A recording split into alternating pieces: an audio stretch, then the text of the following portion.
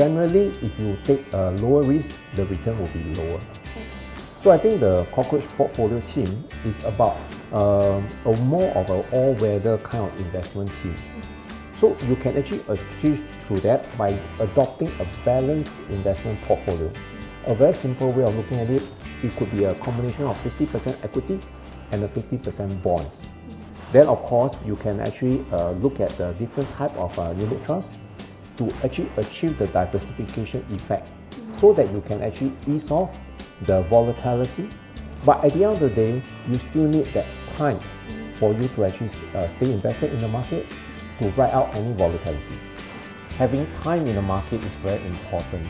So which is why for older investors, these are the very important factors to factor in when you look at the different portfolios.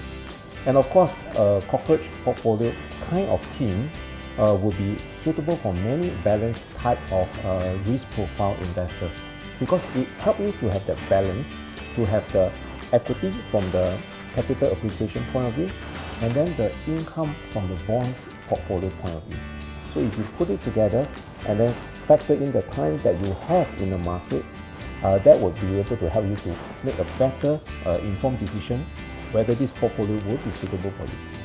Well, I mean, it's very easy to get yourself invested in a portfolio, but that is where you start your work, because it's important to review it regularly to see whether it is achieving the objective that you want, and then to rebalance the portfolio regularly to ensure that it fits to your risk profile.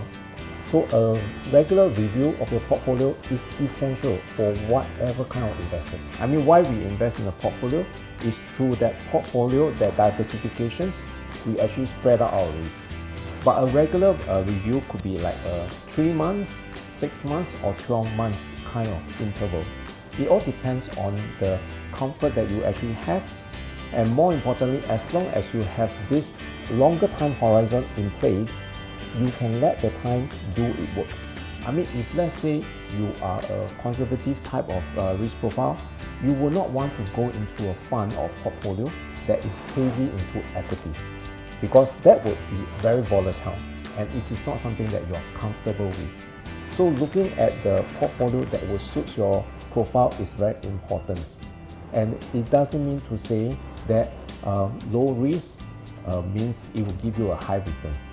So risk and reward is always relevant to each other. Generally, if you take a higher risk, you should be able to get a higher returns. But on the other hand, if you are going to go on a low risk profile portfolio, that means to say you cannot expect of a higher return. But it doesn't matter, right? Because at the end of the day, it must fit your risk profile. It must be something that you are comfortable, because when you do investment, you should not stress over it. As long as you have the time invested in the market, it will normally give you a better returns over the long run.